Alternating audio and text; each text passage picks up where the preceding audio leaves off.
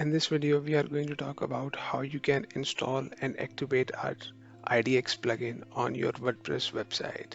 So when you first logged in, this is the page that you will see on your WordPress website. On your left side, you will see plugins. Hover over it and click on Add New. Now on this page, on this right side, you will search for WordPress IDX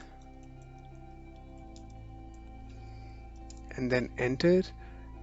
The first result that you will see will be from Diverse Solutions. This is our IDX plugin. You will click on Install Now, and then you will click on Activate.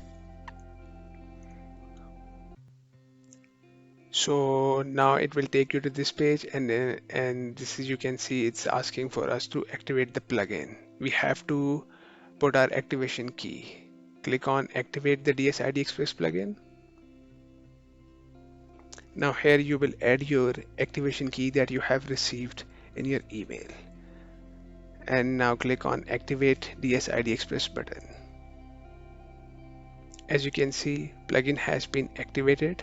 Make sure when you click on this button, everything that we have under diagnostics should be saying yes. Well, that's all for now. Thank you for watching.